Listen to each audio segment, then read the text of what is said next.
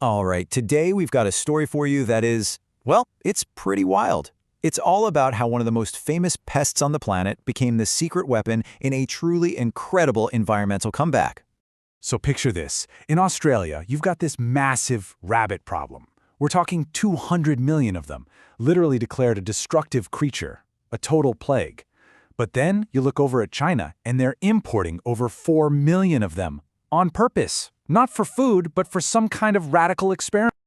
So that's gotta make you wonder, right? What on earth did China know that Australia didn't? How is it possible that the exact same animal is a devastating plague in one spot and an ecological savior in another? Well, the answer starts in a pretty bleak and desolate place. To get to the answer, we have to meet the villain of this story, the Kubuki Desert in China. It even had this grim nickname, the Sea of Death.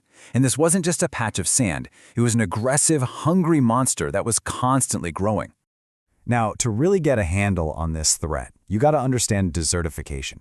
It's this terrifying process where good, fertile land, land for farming, for living, just gets eaten up and turned into useless desert. And the Kubuki? Oh, it was a champion at this. And the scale of this problem? It's just mind-boggling. Think about it. 500,000 acres of land gone. Every single year. For decades, they tried everything, planting trees back in the 50s and 60s, building barriers, and nothing worked. The sea of sand just kept on coming. And then, this local entrepreneur, a guy named Wang Wenbiao, shows up with a plan that everybody, and I mean everybody, thought was completely insane. He was going to use his own money to plant a garden right in the middle of this unstoppable desert. And it wasn't just, let's throw some seeds down. No, it was a super clever strategy. First, they laid out these square grids of dried shrubs, kind of like little fences to stop the sand from blowing around. Then, inside those protected squares, they planted hardy willow trees. And here's the secret sauce. Willow roots can dig down 300 feet to find water, so they lock themselves in and they start locking down the sand. And for 3 years, it was actually working. But then they hit a snag. So here's the problem. To make the willow wood valuable, for paper and for furniture, you have to constantly prune off the little baby shoots so the main trunk gets thicker.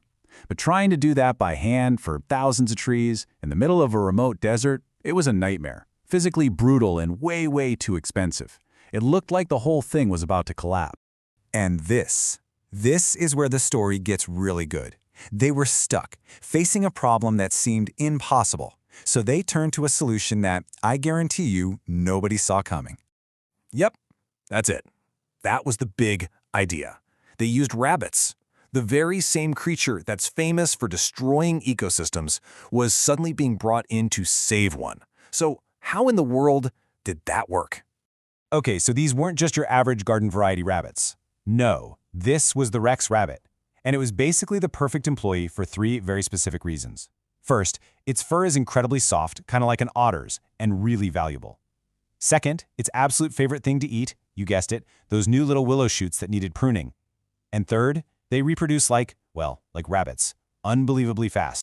So you see, this wasn't just about getting some free lawnmowers. This was the birth of a totally self-sustaining, symbiotic system, something they started calling an eco-economic model. And it created this absolutely perfect loop. Just follow me here. The rabbits prune the shoots, which makes the trees grow thicker and more valuable. The tree roots hold the sand in place, which traps moisture. The rabbit waste? That's free fertilizer for the sand. And here's the kicker, the absolute genius part. Rabbits don't digest grass seeds, so their waste is literally planting new grass all over the desert floor. It's a self-powering engine for creating an entire ecosystem. This quote just nails it, doesn't it? On one side, you have the environment getting healthier and healthier. On the other, you have the economy, actually making money from the valuable trees, the rabbit fur, even organic veggies they started growing in the new soil. Everybody wins. So what happens when you let this incredible eco-economic engine run for, say, 30 years? Well, you get one of the most unbelievable environmental turnarounds the world has ever seen. The results are, honestly, they're just staggering. We're talking over 6,000 square kilometers, an area that's bigger than the entire state of Delaware. About a third of the whole desert has been turned green. The Sea of Death is now a green oasis. Of course, when you get success like that, people with money start paying attention. Over $400 million in government and private investment came pouring into the region. And that money just put the whole transformation into overdrive, building roads, homes, you name it. But this number? This is the one that really matters. Because this was never just about planting trees. This was about people. 100,000 people who used to be running away from the expanding desert now have jobs, they have new villages, they have a future. Some of these farmers are now earning $10,000 a year.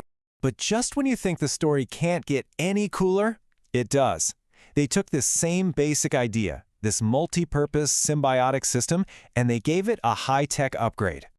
Get this, they built a massive solar farm. But it's not just a solar farm, it's doing like 5 jobs at once. It makes tons of clean energy, obviously, but the panels also provide shade, which stops water from evaporating. They act as a windbreak, slowing the wind by half. This allows grass to grow underneath the panels. And who do you think they hired to keep that grass trimmed? Yep, their furry little army of rabbit groundskeepers. What started out as one guy's crazy idea is now being called an eco-economic revolution. And this is a huge deal for the whole planet. I mean, 40% of the world's land is at risk from desertification. The Kabuki model isn't just a cool story, it's a blueprint, a real message of hope. And really, that's what this whole story leaves us with, right? A big question. The solution here wasn't some brand new billion-dollar technology. It was just about understanding a simple relationship that already exists in nature and then putting it to work. It just makes you wonder, doesn't it? What other impossible problems are out there that we could solve if we just stopped for a second and looked for the rabbits?